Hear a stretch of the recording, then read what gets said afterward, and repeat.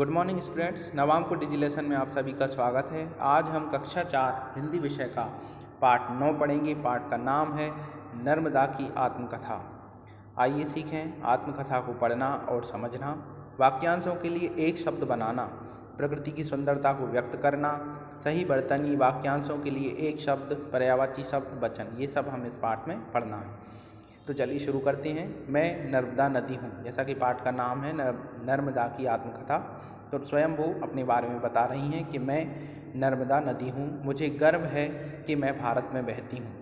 यहाँ नदियों को माँ और उनके जल को अमृत के समान माना जाता है। हम नदियों को माता कहकर बुलाते हैं और उनके जल को पवित्र मानते हैं, अमृत के समान मानते हैं।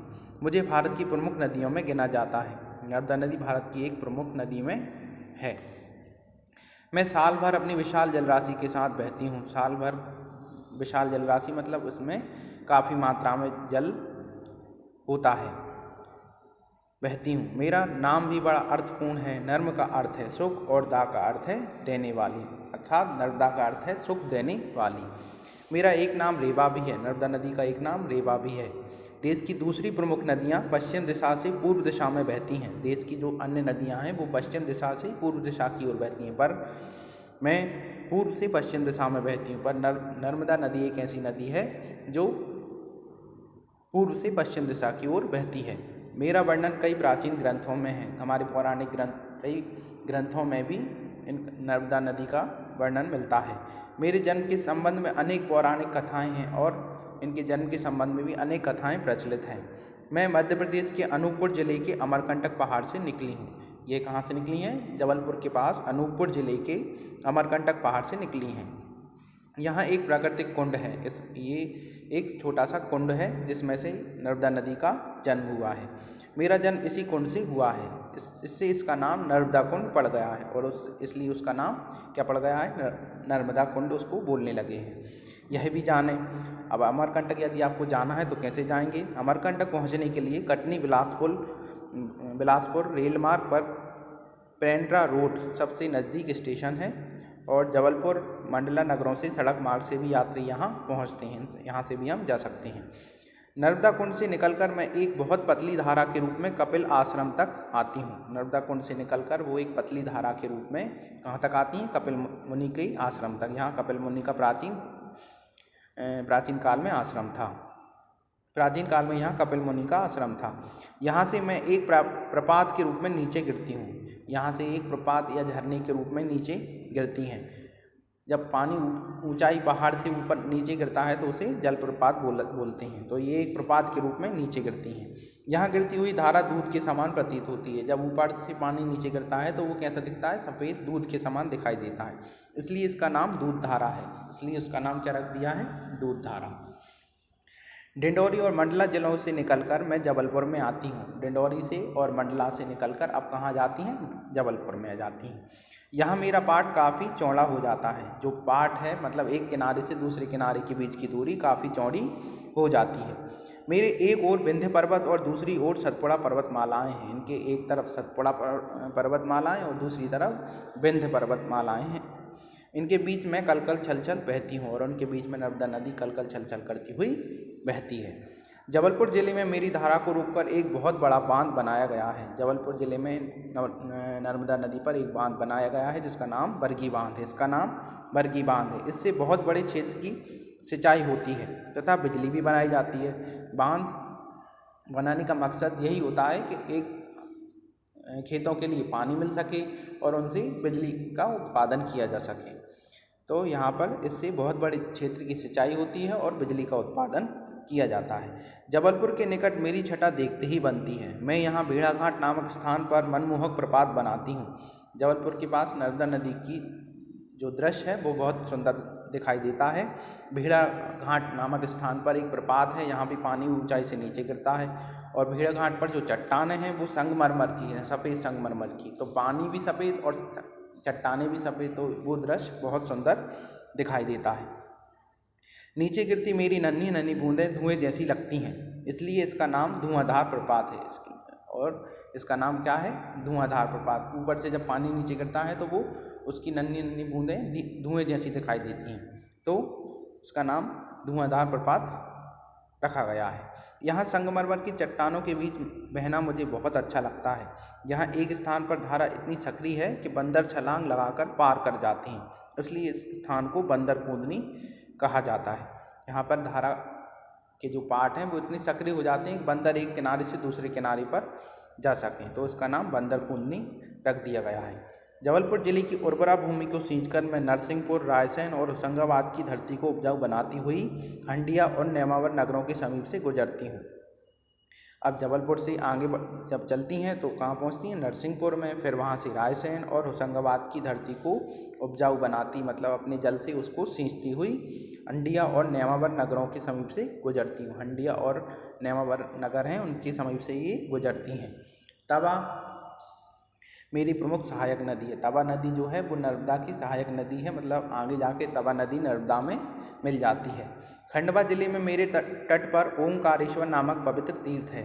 खंडवा जिले में एक प्रमुख तीर्थ स्थान है जहाँ शंकर जी का प्राचीन मंदिर है, उसका नाम है ओंकारेश्वर। खंडवा जिले के ही पुनासा नामक स्थान पर मुझ पर इंदिरा सागर बांध बनाया गया है। खंडवा जिले में ही नर्मदा नदी पर एक और बांध बनाया गया है जिसका नाम है इंदिरा सागर बांध। यह भारत का सबसे बड़ा कृत्रिम जलाशय है। यह मनुष्य द्वारा बनाया गया एक भारत का सबसे बड़ा कृत्रिम जलाशय। एक तो प्राकृतिक होते हैं और दूसरे कृत्रिम जो मनुष्य द्वारा बनाए गए हैं। इससे लाखों हेक्टेयर जमीन की सिंचाई होगी। इससे हजारों हेक्टेयर, लाखों हेक्टेयर भूमि की सिंचाई होती है और 1000 मेगावाट बिजली बनाई जाती है। इसमें 1000 मेगावाट बिजली का उत्पादन प्रतिदिन किया जाता है। मैं आगे बढ़कर धार और बड़वानी जिलों में बहती तथा महाराष्ट्र राज्य की सीमा बनाती हुई गुजरात राज्य में प्रवेश कर जाती हूँ। अब और आगे बढ़ती हैं तो धार बड़वानी जिलों में से बहती हुई महाराष्ट्र राज्य की सीमा मतलब महाराष्ट्र और मध्य प्रदेश के बीच से गुजरती हुई उसकी दोनों राज्य के बीच सीमा बनाती हुई गुजरात राज्य में प्रवेश कर जाती हूँ। यहाँ मुझ में कई नदियाँ आकर मिलती हैं और गुजरात में नर्मदा नदी में कई छोटी छोटी और नदियाँ आकर मिलती हैं और मेरा पार्ट बहुत चौड़ा हो जाता है और इससे उनका पार्ट जो एक दोनों किनारे के बीच की दूरी है वो काफ़ी ज़्यादा हो जाती है। गुजरात में नवगांव नामक स्थान पर मुझ पर सरदार सरोवर बांध बनाया गया है। गुजरात में एक और बहुत बड़ा बांध बनाया गया जिसका नाम है सरदार सरोवर बांध। मुझ पर बने बांधों से हजारों लोगों को विस्थापित होना पड़ा है। जब बांध बनाए जाते हैं तो काफ़ी क्षेत्र जल में डूब जाता है, तो इससे वहाँ के लोगों को, गांव हों शहर हों, तो वहाँ के लोगों को दूसरी जगह पर बसाया जाता है, मतलब उस स्थान को उनको छोड़ना पड़ता है। इससे उन्हें बहुत दुख होता है। मुझे इसका बहुत दुख है, पर यह संतोष भी है कि इससे लाखों हेक्टेयर ज़मीन सींची जाएगी। पर उन्हें यह भी अच्छा लगता है कि जब बांध बनेगा तो इससे हजारों लाखों हेक्टेयर भूमि की सिंचाई भी होगी, मछली पालन होगा, बिजली भी का उत्पादन होगा, मछली पालन होगा तथा गांव, शहरों और उद्योगों को बिजली मिलेगी और पर्यटन भी बढ़ेगा। पर्यटन मतलब जब बांध बनेगा तो हम उसको लोग देखने आएंगे, इससे पर्यटन हमारा बढ़ जाएगा। यहाँ से आगे मैं समुद्र में मिलने चल पड़ती हैं और यहाँ से आगे नर्मदा नदी समुद्र में मिलने चल पड़ती हैं। गुजरात के भड़ौत जिले में बिमलेश्वर नामक स्थान पर खंबात की खाड़ी में गिरकर मैं अरब सागर में समा जाती हूँ। गुजरात के भड़ौत जिले में बिमलेश्वर नामक स्थान पर खंबात की खाड़ी में मिलकर अरब सागर में समा जाती हैं नर्मदा नदी। मैं अपने जन्म स्थान से लेकर समुद्र में मिलने तक सबको अपने जल से तृप्त करती हूँ। मेरे जल में स्नान कर भक्तों को शांति मिलती है। मेरे भक्त मुझे बहुत पवित्र मानते हैं। मेरे तट पर अनेक गांव व नगर बसे हैं तथा अनेक तीर्थ व दर्शनीय स्थल भी हैं। मैं अपने जन्म स्थान मतलब नर्मदा नदी अपने जन्म स्थान से लेकर समुद्र में मिलने तक अनेक लोगों की प्यास बुझाती है। मतलब हमें पानी नर्मदा नदी से प्राप्त होता है पीने के लिए, घरेलू उपयोग के लिए, कल कारखानों के लिए, सिंचाई के लिए और भी कई कार्यों के लिए हमें जल की आवश्यकता होती है, तो वो जल हमें नर्मदा नदी प्रदान करती है। मेरे जल में स्नान कर भक्तों को शांति मिलती है। नर्मदा नदी के जल में स्नान कर भक्तों को शांति मिलती है। मेरे भक्त मुझे बहुत पवित्र मानते हैं और हम भी नर्मदा नदी को जल को पवित्र मानते हैं।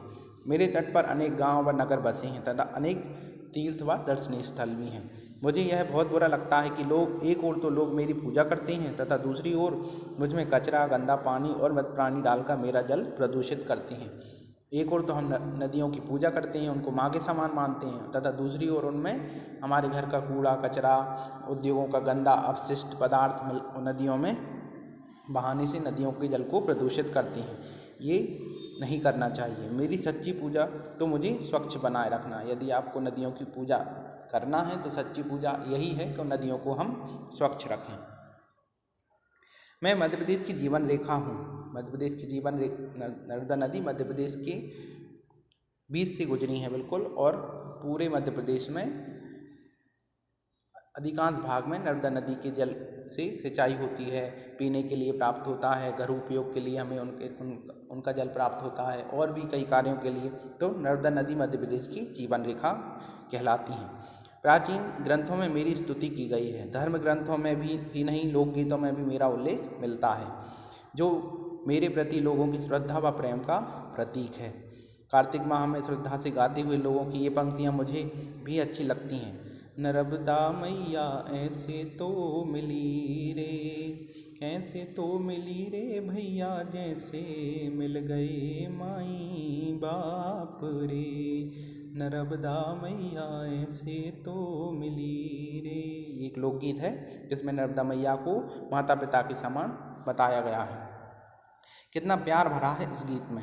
लोग मुझसे मिलकर ऐसे प्रसन्न हो रहे हैं जैसे बालक को उनके माता पिता मिल गए हों। लोगों की इस भावना से मेरी आंखें भर आती हैं। लोग हर हर नर्मदे कहकर मेरा जाप करते हैं। मेरी कामना है कि अनंत काल तक बहती रहूं और सबको सुख पहुंचाती रहूं। तो हमारा भी कर्तव्य है कि हम नदियों के जल को प्रदूषित ना करें। इसके शब्दार्थ हैं, आप लोग शब्दार्थ याद करेंगे। आगे चलते हैं प्रश्नोत्तर। पहला प्रश्न है, नर्मदा नदी कहाँ से निकलती है? तो नर्मदा नदी कहाँ से निकलती है? नर्मदा नदी अनूपपुर जिले के अमरकंटक नामक स्थान से निकलती है। नर्मदा नदी किन दो पर्वतों के बीच बहती है? तो नर्मदा नदी विंध्य पर्वत और सतपुड़ा पर्वत श्रेणियों के बीच बहती है। नर्मदा नदी किन जिलों को हरा भरा बनाती है? नर्मदा नदी जबलपुर, मंडला, नरसिंहपुर, रायसेन, होशंगाबाद आदि जिलों को हरा भरा बनाती है। नर्मदा नदी को मध्य प्रदेश की जीवन रेखा क्यों माना जाता है? तो नर्मदा नदी मध्य प्रदेश की अंतिम सीमा तक लोगों की प्यास बुझाती है। इसके जल से कई हेक्टेयर भूमि की सिंचाई की जाती है और इसमें यहाँ के लोगों की बहुत आस्था भी है। इससे बिजली भी बनाई जाती है, पीने, घर उपयोग के लिए पानी भी प्राप्त होता है। तो इसलिए नर्मदा नदी को मध्य प्रदेश की जीवन रेखा माना गया है। नदियों से हमें क्या लाभ है? तो नदियों से हमें पीने के लिए, सिंचाई के लिए, कल कारखानों के लिए, बिजली उत्पादन के लिए, मछली पालन के लिए और भी कई कार्यों के लिए जल की प्राप्ति होती है। तो ये हमें नदियों से लाभ हैं। इसे आप अपने मन से भी लिख सकते हैं। नर्मदा नदी पर कौन कौन से बांध हैं और वे कहाँ बनाए गए हैं? तो नर्मदा नदी पर बरगी बांध है जो जबलपुर जिले में बनाया गया है। इंदिरा सागर बांध खंडवा जिले के पुनासा में बनाया गया है। सरदार सरोवर बांध गुजरात के नवगांव में ये प्रमुख बांध बनाए गए हैं। अब इसके खाली स्थान पहला है, नर्मदा का एक नाम रेवा भी है। खाली स्थान कुंड नर्मदा नदी का जन्म स्थान है। कौन सा कुंड है? नर्मदा कुंड। नर्मदा नदी कौन सी दिशा से पूर्व दिशा से पश्चिम दिशा की ओर बहती है। कपिल धारा व दूध धारा जलप्रपात हैं, ये इसके खाली स्थान है। अब सही व गलत बताना है। नर्मदा की सच्ची पूजा उसे स्वच्छ बनाए रखना है। सही। नर्मदा नदी बंगाल की खाड़ी में मिलती है। गलत। ये कहाँ मिलती है? अरब सागर में मिलती है, खंबात की खाड़ी में। नर्मदा नदी अमरकंटक पहाड़ से निकली है। सही है। सही उत्तर छांट कर लिखना है। अमरकंटक किस जिले में है? तो अमरकंटक अनूपपुर जिले में है। जबलपुर जिले में कौन सा बांध है? तो जबलपुर जिले में बरगी बांध है। ये सही उत्तर छांट कर। अब शुद्ध रूप चुनकर रिक्त स्थान भरना है। सही शब्द चुनकर हमें रिक्त स्थान भरना है। पहला है, मैं नर्मदा नदी हूँ। भारत में बहुत सी नदियाँ बहती हैं। यहाँ एक प्राकृतिक कुंड है। जो सही शब्द है वो हमें खाली स्थान में भरना है। पुनासा खंडवा जिले में है। जबलपुर की भूमि उर्वरा है। आगे चलते हैं। तो अब एक शब्द में उत्तर लिखना है। निम्नलिखित वाक्यांशों के लिए एक उचित शब्द लिखिए। ऊंचाई से गिरती पानी की धार प्रपात कहलाती है। यात्रा करने वाला व्यक्ति यात्री। वह स्थान जहाँ दो नदियाँ मिलती हैं उसको संगम बोलते हैं। दर्शन करने योग्य दर्शनीय। अब पर्यायवाची शब्द हैं। नदी का तीन पर्यायवाची शब्द लिखना है। एक शब्द क्या हमें, तो नदी के सरिता, सलीला, सरी। जल, नीर, पानी, सलिल। पर्वत, गिरि, नग। समुद्र, सागर, सिंधु, जलधि। धरती, जमीन, भूमि, धरा। ये आप लोग कॉपी में नोट करेंगे। आगे चलते हैं। पढ़िए, समझिए और खाली स्थान भरिए। अब हमें एक वचन और बहुवचन के बारे में बताना है। तो एक वचन मतलब एक वस्तु और बहुवचन मतलब एक से अधिक वस्तु। हिंदी में दो वचन होते हैं, एक वचन और बहुवचन, जबकि संस्कृत में वचन तीन होते हैं, एक वचन, द्विवचन और बहुवचन। तो हमें हिंदी के हिसाब से बताना है।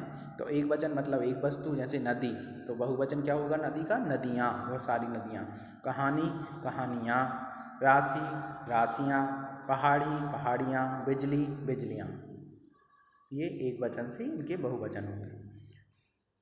तो इसी के साथ ये पाठ समाप्त होता है बच्चों। आप इसके प्रश्नोत्तर, खाली स्थान, जो कुछ मैंने वीडियो में बताया है वो सब कॉपी में नोट करेंगे। धन्यवाद।